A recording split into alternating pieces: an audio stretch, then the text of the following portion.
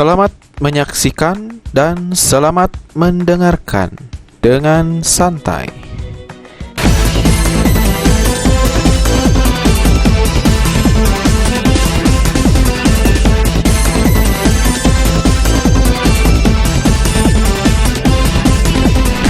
Like, komen, dan subscribe. Ya.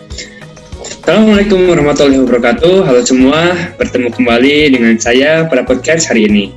Nah, di sini saya Algi Farhujia ingin berbincang-bincang mengenai topik yang sangat menarik, namun kadang-kadang diremehkan oleh orang-orang. Nah, sebelum kita mulai, mari kita simak pembukaan dari pembimbing acara kami, yaitu Titi Kerspati, Dr. Gigi, MSc PH.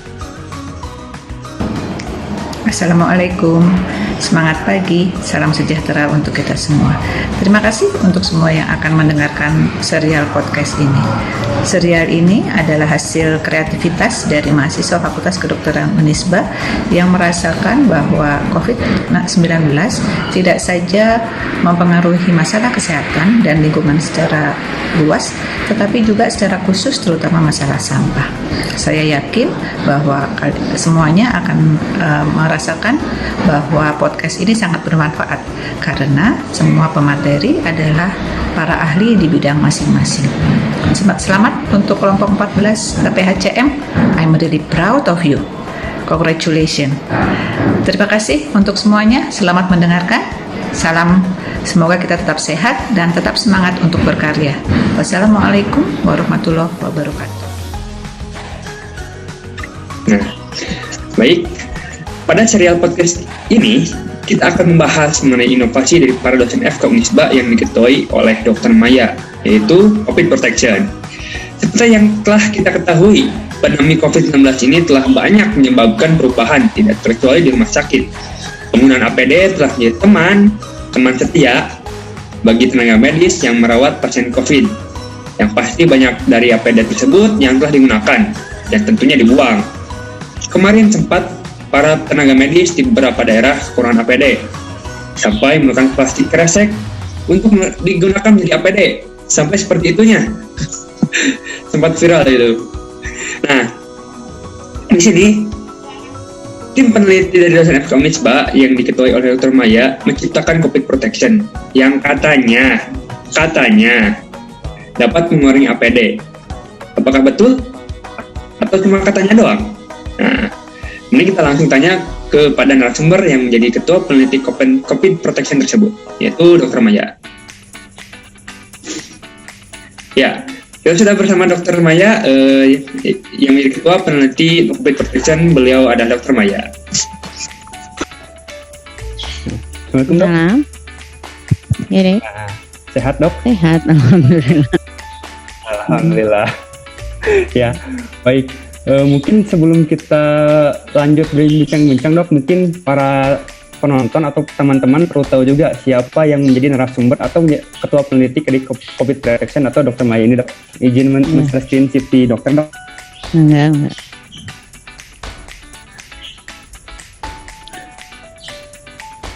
Nah, ini untuk beliau, mahasiswanya itu dan kalian itu Dr. Maya Tejasari, Dokter MKes.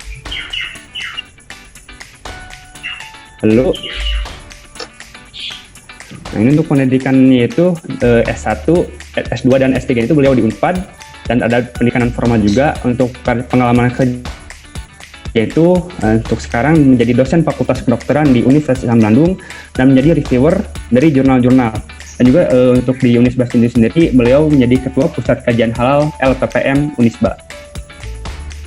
Ini pengalaman penelitiannya nggak perlu ditanya lagi, kalau dibaca semua mungkin habis waktunya nanti. Mungkin kita lihat saja, dan ini untuk publikasi ilmiahnya. Nah, itu beliau juga mendapatkan penghargaan sebagai ketua tim penelitian inovasi COVID Protection ini, dosen berprestasi Unisba, dan juga the best presentation di beberapa seminar internasional. Nah, mungkin sekilas tentang Dr. Maya seperti itu. Nah, mungkin, Dok, di sini saya sudah menemukan suatu laman berita ya, Dok. Sudah mencari, izin share screen juga. Di sana tuh di Republika, di sini disebutkan FK Unisba buat instalasi aman untuk tangani pasien COVID-19. Dan itu saya tuh menemukan ini di IG dan saya itu langsung wah Insya Allah ini dosen saya, guru-guru saya. Insya Allah bangga gitu dok. Nah mungkin dok untuk yang pertama dok di sini tuh ada kata-kata astaga.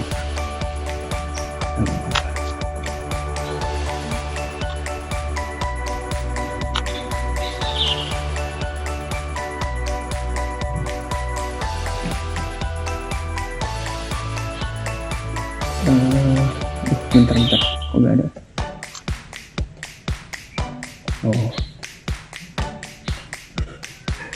Bentar.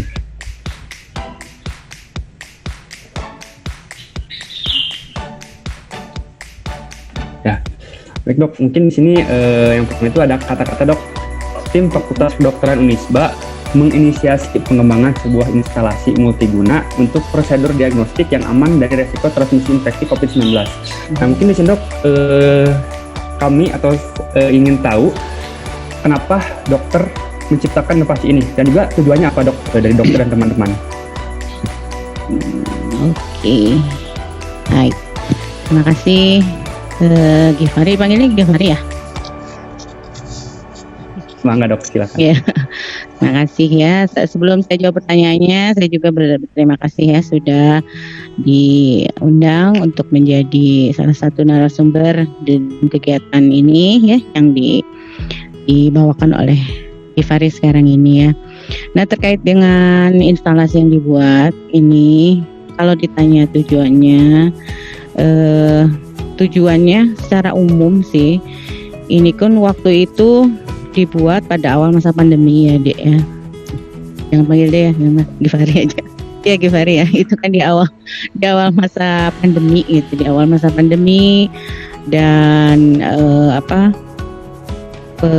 penambahan kasus baru itu akselerasinya di Indonesia itu sangat tinggi. Tapi sebetulnya sampai sekarang ya di Indonesia masih sangat tinggi. Sekarang malah tinggi banget ya. Kita sangat prihatin akan hal tersebut. Lalu ditambah dengan fenomena yang ada di Indonesia itu yang mungkin unik lah, unik tapi bukan dalam arti baik ya, yaitu cukup tingginya angka transmisi, angka kematian tenaga kesehatan yang menangani COVID-19 ini. Jadi kalau melihat dari hal tersebut ya, lalu kita lakukan kajian-kajian, salah satu penyebabnya adalah faktor keamanan biologi atau faktor biosafety pada tenaga kesehatan itu yang masih kurang lah istilahnya ya. Jadi pada saat mereka menangani pasien COVID ini, faktor safety atau keselamatan dari tenaga kesehatan masih belum optimal untuk dilakukan gitu ini ya. Lalu jadi itu memicu kami untuk turut berkontribusi menyelesaikan masalah tersebut gitu. Itu di salah satu sisinya itu ya. Kan kalau kita artinya kalau masalahnya di safety, artinya yang harus kita usahakan kan berarti sesuatu yang bisa merupakan suatu alat pelindung bagi tenaga kesehatan sehingga mereka tidak beresiko terkena transmisi infeksi dari pasien. Nah kita itu kan harus melihat kemudian kepada kondisi sekarang, alat pelindungnya apa nih yang ada sekarang. Yang ada pada saat itu adalah alat pelindung APD berbagai level. Singkat ceritanya pasti sudah tahu lah segala Google ya, hazmat, masker dan sebagainya yang umumnya itu sekali pakai, dan masalahnya bukan hanya sekali pakainya juga, tapi masih banyak masalah yang lain, faktor kenyamanan gitu ya, faktor keamanan juga belum terlalu baik. Dan sekali pakainya kalau kita lihat itu, apalagi kalau kita lihat kondisi sekarang ya dia, saya sekali pakai itu misalnya dalam satu kali pengambilan swab aja, petugas kesehatan itu minimal, ini kita baru bicara glove ya, misalnya glove itu minimal 2 lapis, masker juga 2 lapis, gloves 2 lapis untuk satu pasien. Kalau sehari swab di atas 100 itu limbah gloves itu bisa di atas 200 pasang untuk satu untuk satu fasilitas kesehatan. Bayangkan kalau dikalikan berapa banyak di Bandung, berapa banyak di Jawa Barat, itu baru gloves gitu. Belum ditambah yang lain ya, masker dan sebagainya. Nah, jadi katakanlah ini dua hal bisa kita ingin kita kontribusi untuk menyelesaikan masalah keamanan petugas dan juga masalah untuk mengurangi limbah medis gitu, yang notabene sangat berbahaya gitu kalau tidak diperlakukan secara khusus. Itu dulu mungkin dah, baru kalau semuanya kemudian. Iya, siap dok.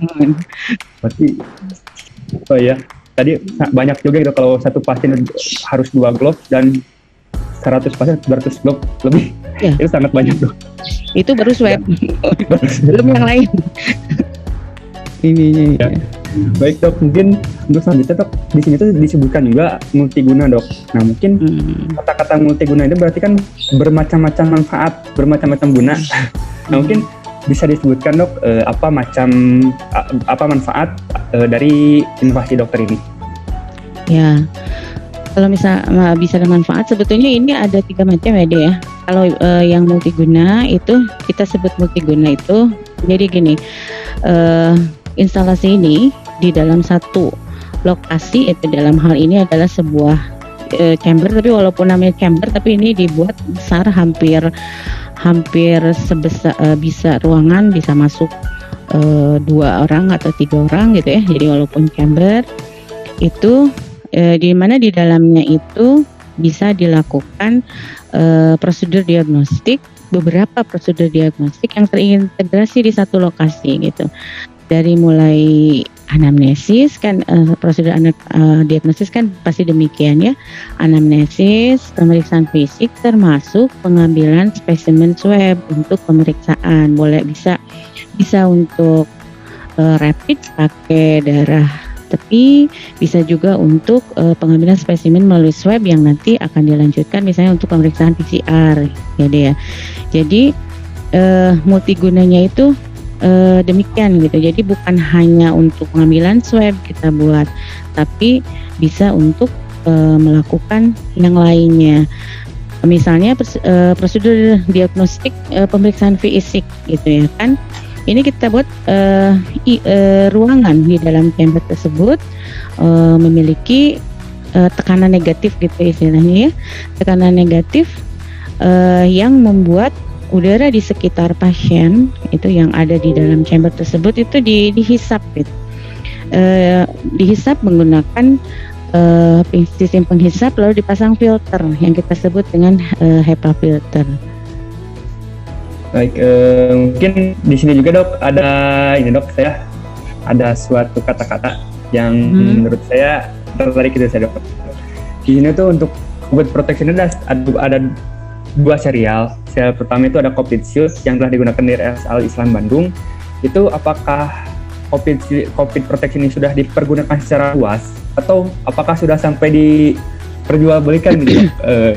Apakah sudah sampai seperti itu dok? Ya, oke. Pertama dituliskan dulu ya, COVID protection itu sebenarnya bukan 2 tapi 3 deh. Ini kebetulan berita ini kan yang triase itu yang kedua. Jadi sesudah itu ada berikutnya yaitu yang ketiga.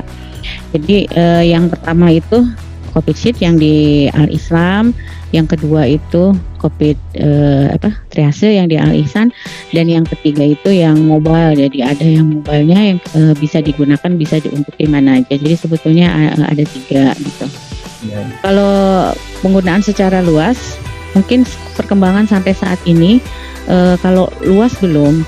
Hanya maksudnya kalau permintaan untuk dibuatkan gitu dari beberapa rumah sakit sudah ya lumayan lah, lumayan dalam arti mungkin kalau 10 sih nyampe gitu ya untuk beberapa rumah sakit, dan beda-beda lah, ada yang masih di Jawa Barat, ada yang di luar Jawa Barat, dan ada yang terakhir ini yang sedang kita sedang berkomunikasi untuk minta dibuatkan yang mobile. Kebetulan mintanya itu justru yang di Sumatera gitu, dari rumah sakit Jambi. Jadi istilahnya kalau secara luas ya mungkin tergantung penilaian, karena kita juga tidak produk ini kan satu besar ya, kedua itu harus memenuhi standar biosafety yang benar gitu, sehingga teknologinya itu harus tepat gitu. Jadi nggak bisa juga dibuat terlalu massal gitu, karena untuk kontrol quality controlnya harus jelas. Lalu kan ada proses yang namanya adjustment gitu, jadi penyesuaian dengan kondisi rumah sakit yang minta dibuatkan gitu. Jadi dibuat dalam arti massal langsung banyak dalam satu waktu itu juga belum memungkinkan. Jadi untuk sampai saat ini hanya untuk yang meminta untuk dibuatkan saja gitu, dibuat ininya, tapi sudah ada gitu. Betul, sudah sampai luar Jawa juga ya dok permintaannya? Kak, ya kalau permintaan dari luar Jawa ada bukan banyak sih ya, lumayan, malah yang awal-awal itu dari luar Jawa ya. Mungkin karena kalau di Jawa di Pulau Jawa gitu mungkin banyak juga inovasi dari pusat pendidikan lain atau dari pusat riset lain mungkin banyak. Tapi kalau di luar mungkin memang sangat sulit buat mereka.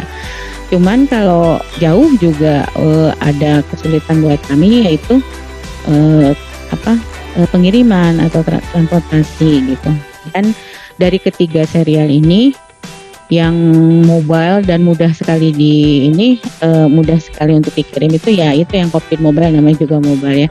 Sedangkan yang CHIR dan triase bisa sih, hanya perlu perlu penanganan yang lebih gitu. Jadi termasuk lebih sulit. Tapi kalau permintaan jelas ada. Malah yang pertama kali minta itu dari Nusa Tenggara Timur yang pertama kali menghubungin. Nah itu bingung juga, aduh mengirimnya gimana ya. Lumayan juga dok. Iya. Mungkin selanjutnya ya dok, di sini tuh selanjutnya ada kata yang lain dok, mungkin dari Dokter Maya ya. Instalasi ini didesain secara ergonomis dengan memenuhi standar keselamatan biologi sehingga tenaga kesehatan cukup menggunakan APD sederhana. Iya. Nah mungkin apakah betul dok kalau inovasi dokter ini dapat mengurangi APD gitu dok? Jadi penggunaan APD gitu. Iya, ya betul. Jadi kenapa kalau menggunakan instalasi ini bisa menggunakan APD sederhana? Karena instalasi ini kan basicnya itu adalah dibuat dari material yang katakanlah benar-betul impermeable gitu. Jadi impermeable, tidak bisa dilalui oleh apapun, partikel sekecil apapun nggak bisa lewat gitu. Dalam arti kalau dalam bahasa basic itu kedap sempurna, jadi betul-betul kedap, nggak ada celah sedikit pun. Jadi terjadi pembatasan kedap sempurna, kesekat yang kedap sempurna antara pasien dengan petugas kesehatan. Dengan demikian itu kalau bisa dikatakan dalam persentase kemungkinan untuk lewatnya ya 0% gitu. Karena memang tidak kita buat celah gitu dalam hal ini. Nah itu satu. Jadi jelas tidak perlu petugas kesehatan harus kalau berada di dalam instalasi ini dia terpisah sama sekali udaranya antara petugas kesehatan dengan pasien, sehingga tidak perlu takut dan tidak perlu menggunakan APD apalagi sampai level 3 gitu. Jadi disebut APD sederhana itu kemarin yang sekarang dipakai di Alisan juga pakai apron aja. Biasa kalau apron kan itu kan basic aja ya untuk takut ketumpahan dan sebagainya. Jadi tidak perlu, nggak usah pakai Google, nggak usah pakai yang lain-lain gitu. Nah kalau dari ergonomisnya ya ini kita buat itu berdasarkan perhitungan dalam arti melewati proses-proses mock-up. Mock-up itu suatu tahap dalam suatu proses pembuatan atau pengembangan suatu prototipe atau purwarupa gitu, di mana dilakukan suatu simulasi sesuai dengan yang nanti akan dilakukan oleh penggunanya gitu, sehingga kemudian didapat hasil ukuran-ukuran, misalnya jarak dari tengah, jarak dari glove kiri ke glove kanan. Nah, itu ergonomisnya, jarak dari gloves ke tempat sampah, jarak dari gloves ke tempat rak tabung. Nah, itu dibuat dengan ukuran ergonomis sehingga sekalipun antara pasien dengan petugas kesehatan betul-betul tersekat sempurna, tetapi proses diagnostik baik itu pemeriksaan fisik maupun terutama swab ya, itu bisa dilakukan dengan leluasa petugas kesehatannya, seolah-olah tidak ada partisi. Nah, itu yang dimaksud dengan ergonomis. Dan ergonomis ini akan satu lagi mungkin bisa mencegah terjadinya gangguan-gangguan kesehatan, gangguan-gangguan pada fisik akibat kerja gitu. Misalnya kan berdiri terlalu lama atau melakukan sesuatu dalam posisi yang tidak ergonomis, kan itu bisa menyebabkan kelainan muskuloskeletal dan sebagainya. Nah, itu kita berusaha cegah dalam hal itu. Walaupun itu adalah tambahannya, tapi yang paling dari awal menjadi cita-cita kita adalah betul-betul untuk safety petugas kesehatan. Safety ini bukan hanya masalah informable, tapi dengan dia menggunakan di level 3, apalagi kalau dalam jangka waktu lama, itu sangat-sangat tidak nyaman. Sangat kasarnya itu dari hasil wawancara itu, kalau mereka melakukan swab misalnya sampai 100 sehari pakai hazmat dengan double masker, dengan pakai Google dan sebagainya, hazmatnya itu membuat kan panas ya, itu keringatnya itu bisa seperti pilot jet gitu, bisa diperet gitu ya, itu kan kebayang ya. Lalu double masker itu juga membuat jadi sampai ke gejala mirip-mirip hipoksia gitu, jadi sesek, pusing karena kekurangan oksigen ya, double masker.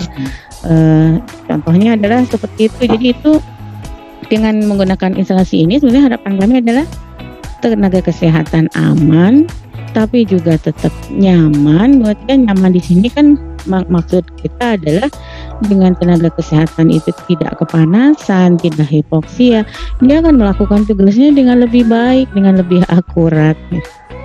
Selain selain dengan amannya itu juga kan membuat dia lebih tenang gitu dan sebagainya. Jadi banyak aspeknya.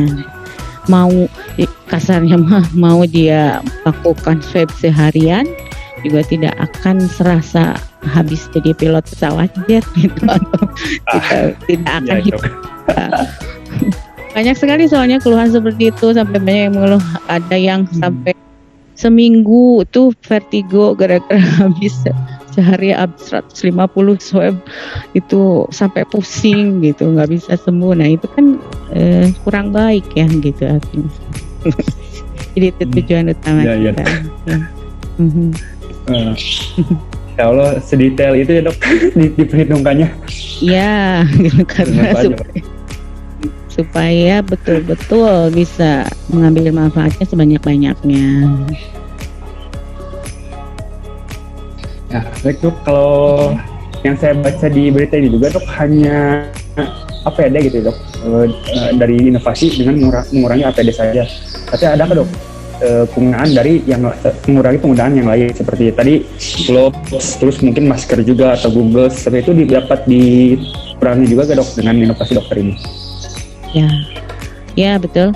Jadi kalau dari sisi limbah medis itu, kenapa penggunaan instalasi ini bisa sangat mengurangi limbah medis? Satu, yang di instalasi ini kita pasangkan gloves yang sifatnya sudah gloves isolator. Jadi isolator gloves itu artinya dari materialnya itu sudah lewat uji ya, resisten terhadap mikroorganisme, resisten terhadap trauma mekanik, terhadap chemical, terhadap ozon, dan terhadap sinar UV juga dia ozon. Nah itu dari sisi itunya berarti ini bisa digunakan sampai lama ya. Jadi kan kalau lamanya di sini juga betul-betul lama deh, bisa sampai setahun gitu maksudnya. Jadi bayangkan bisa menguranginya gloves yang tadi yang saya sampaikan contohnya ya, yang satu pasien double gloves lalu 100 pasien 200 pasang itu sehari. Ini kan bisa dipakainya mangga mau setahun juga gitu, nggak usah diganti. Paling juga gloves di bagian dalam itu hanya untuk mencegah kemungkinan transmisi kalau antara petugas. Itu juga kan cukup satu kali gitu, jadi jauh sekali perbedaannya ya dari sini. Lalu mungkin ada pertanyaan, wah itu kalau glovesnya nggak diganti-ganti aman nggak sih gitu kan, nanti kotor dong gitu atau ada kontaminasi dong. Nah, dalam hal ini kami juga sudah mengantisipasi hal tersebut, di mana di instalasi ini kita lengkapi dengan suatu proses desinfektan sprayer ya, proses desinfeksi seluruh daerah pasien di mana ada gloves dan seluruh peralatan itu setiap between patient. Jadi sesudah pasien 1 sebelum pasien kedua itu ada step di mana kita desinfeksi. Dan itu stepnya itu adalah proses sprayernya di bagian zona pasien, yang mengendalikannya di bagian zona petugas kesehatan. Jadi tinggal pencet tombol maka akan keluar itu desinfektan material yang itu juga kami buat dan kami sarankan kalaupun nanti mau diganti itu yang alcohol base gitu. Kenapa alcohol base? Untuk dia cepat mendesinfeksi dan cepat juga menguap sehingga nggak akan jibruk, kalau bahasa Sunda mah nggak akan basah. Kalau water base itu nanti jadi basah di sekitar area situnya ya. Nah, dengan cara seperti ini itu sudah meminimalisir transmisi dari pasien satu ke pasien lain lewat penggunaan gloves gitu. Sebenarnya sih glovesnya itu nggak usah diganti-ganti. Dari sisi kemungkinan transmisinya memang sudah diminimalisir. Dari materialnya memang dia bakal tahan dalam waktu lama. Jadi mangga dikaliin misalnya setahun dan sehari yang asalnya 200 pasang ini cukup 1. Iya. Setahun dong. Setahun. Bukan sehari, karena nggak usah diganti sehari gitu. Ya gitulah kira-kiranya gitu, betapa banyak bisa dikurangi itu dari sisi gloves. Lalu untuk limbah yang lain misalnya masker itu satu kan tadi dia double masker dan itu harus diganti setiap 4 jam ya. Nah kalau menggunakan instalasi ini nggak perlu kan, kita nggak perlu double masker dan sebetulnya nggak pakai masker juga nggak apa-apa, sehingga jauh juga itu untuk penggunaannya. Lalu hazmat, nggak perlu pakai baju hazmat kan, jadi jelas mengurangi limbah itu. Hazmat itu menjadi masalah tersendiri juga karena kan limbah medis itu penanganannya harus khusus ya, nggak bisa sembarangan dibuang kemana aja gitu. Nggak harus khusus sebelum ini. Jadi saya rasa sangat mengurangi kuantitas dari limbah medis yang dihasilkan akibat penggunaan APD untuk prosedur diagnostik tuh. Kalau mikirin sampah medis ini kan belum masker yang dipakai masyarakat yang dibuang di mana aja. Kalau saya baca di headline terbaru sekarang itu udah sangat bermasalah itu limbah medis ini sekarang. Yang limbah APD ya, bukan kalau medis mungkin banyak yang lain. Limbah APD itu sudah sangat menjadi masalah. Jadi mudah-mudahan dengan hal ini harusnya gitu bisa cukup mengurangi juga masalah limbah APD tersebut. Insya Allah berarti emang benar-benar mengurangi signifikan. Sampai satu yang tadi setahun 200 gloves ini hanya 1 gloves per tahun. Iya, itu untuk satu instansi untuk sehari. Sehari mohon mangga gitu di. Oh, sehari. Itu tinggal dikaliin banyak banget ya. Insya Allah. Iya. Masya Allah dok. Berarti ini mudah-mudahan mengurangi kasus ya dok. Kan sempat ada kasus yang APD menggunakan kresek plastik kresek. Iya. Mudah-mudahan nggak terjadi lagi. Dengan ada Mudah-mudahan. COVID kayak gini. Ya, insya Allah. Mudah-mudahan. Amin. Ya mungkin seperti itu dok, dari pertanyaan-pertanyaan saya mungkin setelah tadi ya bincang-bincang dengan dokter, mungkin dapat saya simpulkan bahwa COVID protection ini emang benar-benar tujuannya tuh menekan sampah medis ya dok, dapat menekan sampah medis, sehingga tadi untuk yang gloves yang seharinya itu 200 gloves bisa 200 gloves, ini hanya satu, bisa dikurangi seperti itu. Dan juga emang benar-benar kedap udara, sehingga nggak ada virus yang masuk, mungkin seperti itu ya dok. Ya, kedap sempurna gitu ya.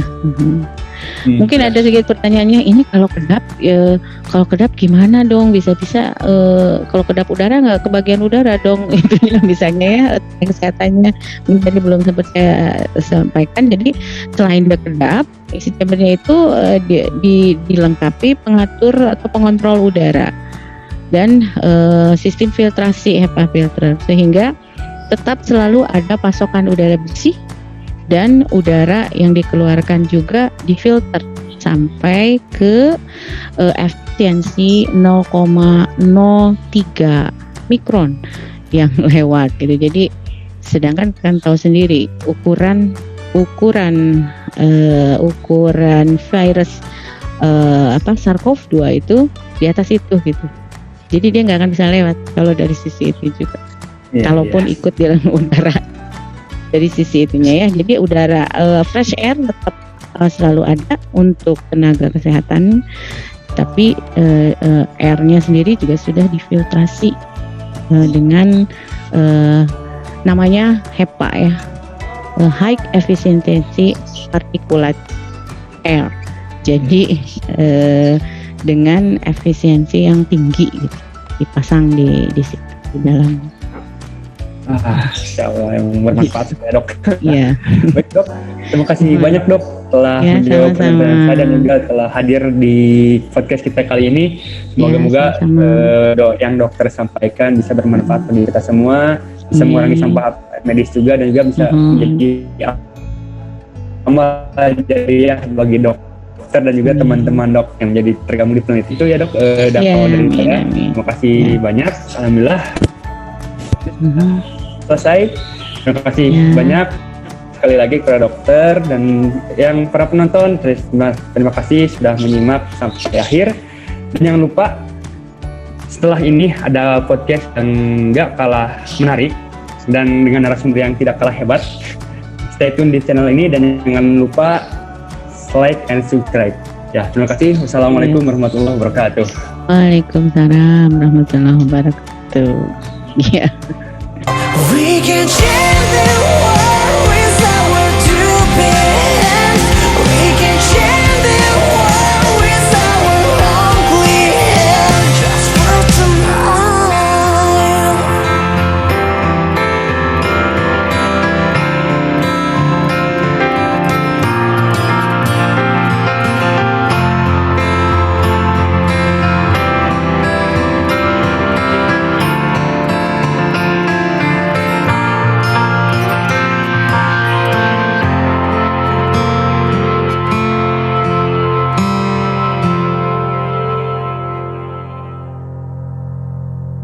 Hai, jangan lupa di like, komen, share, dan subscribe.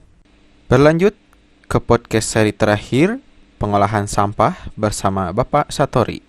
Jangan lupa ya guys.